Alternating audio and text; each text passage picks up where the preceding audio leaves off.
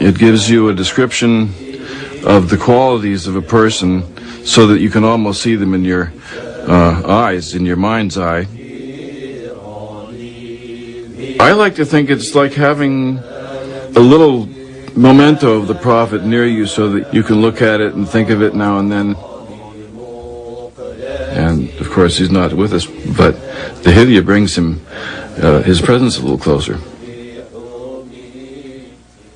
Muhammad was always very insistent that he was not a divine figure, and he always warned his followers not to do with him what the Christians had done to Jesus and put him on a pedestal and say that he was God or divine. He was not. He was an ordinary human being, and the Muslims have taken that seriously.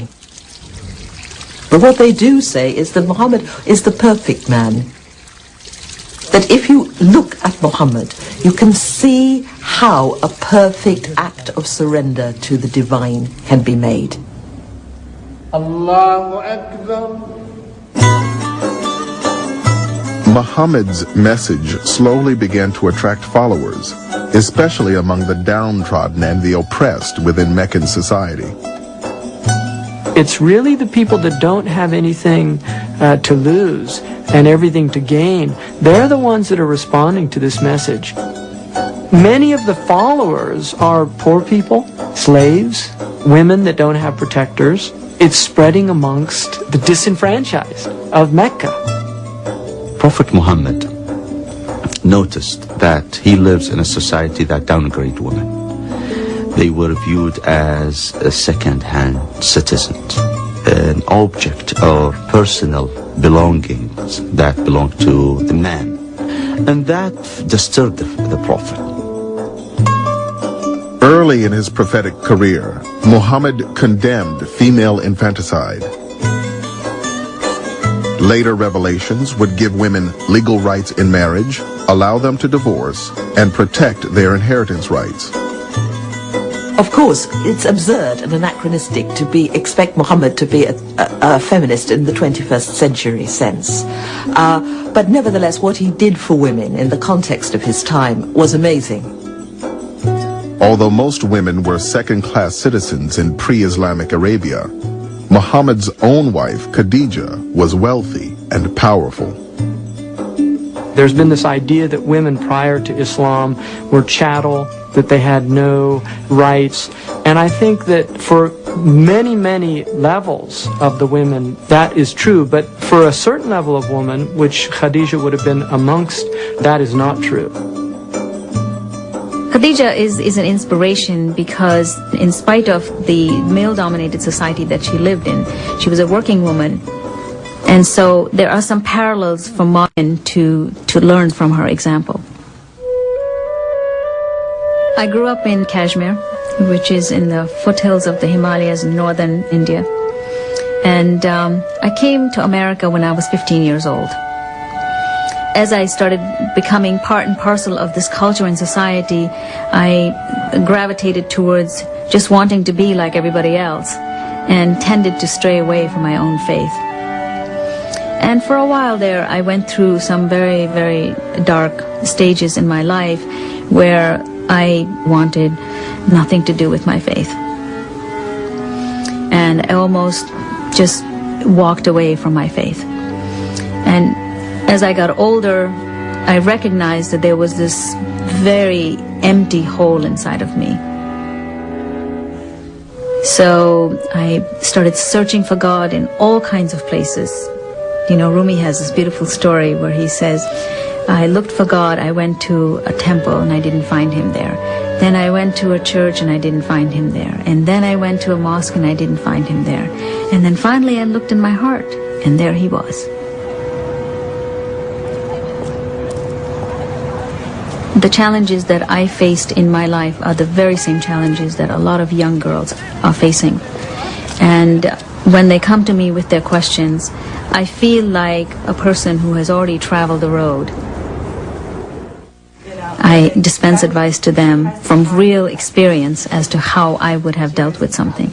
I've noticed how when it comes to women, we are only supposed to marry Muslim men. Why is that now? Especially because the Quran says that believing men and women should marry believing men and women. It doesn't point out that men can marry such and women can't. I've heard plenty of people say that. In fact, that's interpretation. Some of the issues are deeply personal.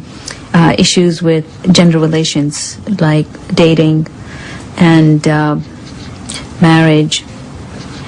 And other issues have to do with certain Islamic law and how to reconcile with some of those things. I want to change with her. See, hers is prettier. And these are all sticky wickets, as we say. The fact that I've walked the walk helps a little bit for me to dispense advice to these people. Allahu Akbar, Allahu Akbar. La ilaha illallah.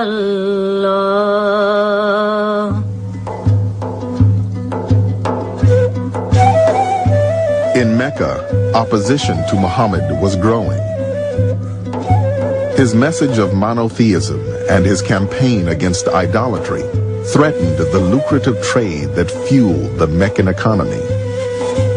The business of Mecca is to draw pilgrims to Mecca. They want to make money. And the way they draw pilgrims to Mecca is people come visit their gods. Well, here's somebody who's saying, these gods, they're not real. They're stones. They're rocks. You're wasting your time. Now, that message has economic implications to the Quraysh. They're worried. This man is going to undermine our business. In the tribal system, Muhammad was protected by his uncle, Abu Talib. So the Meccans went to Abu Talib and asked him to turn Muhammad over to them. Abu Talib was in a difficult position. He was not a Muslim. But it went against the grain for him to simply hand over his beloved nephew to these people who would kill him with impunity. So he took Muhammad to one side and said, look, don't do this. Don't do this to us. Can't you just keep quiet?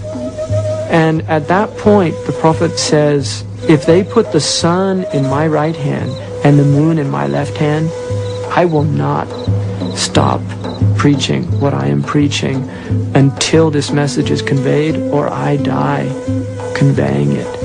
And this is what he tells his uncle. And at that point, he begins to weep. And his uncle looks at him and realizes the depth of the conviction of this man. And he says, say whatever you want. You have my protection. One of the things that the Prophet Muhammad ﷺ taught us was that it is our duty to try to correct injustices in the world.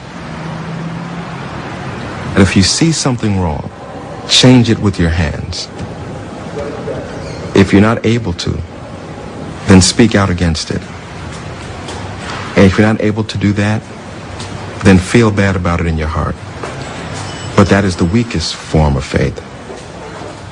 Wherever possible, the Muslim should try to take action and not let an injustice go by without calling it what it is and asking for change. All right, what do we have? Books prepared for the week. Dealing with change is part of Jamil Johnson's job. As chief of staff for Congressman Gregory Meeks of New York, he manages the congressman's schedule and briefs him on policy issues. The biggest problem with the bill is that there's the issue of discrimination using federal funds. Because it's not like a private grant. You're telling me that you recommend a no vote. I'm recommending a no vote. As we had said in the beginning, I'm going to give you the technical part and what I think the issue is. You take care of the politics. Good deal. What else we have? My goal is not necessarily to simply seek votes or campaign money or to be accepted as a part of the game. As Muslims, we must seek justice. So what I try to do is educate. In many cases, the best thing that you're able to do with that kind of education is decrease prejudice and increase understanding. If I practice my Islam on the job and do that without trying to interfere what anyone else's practice is, whether they be religious or otherwise? Did I make it easier for the next Muslim that comes on board? Especially also if I do a good job, because then some of the prejudice, some misunderstanding goes away.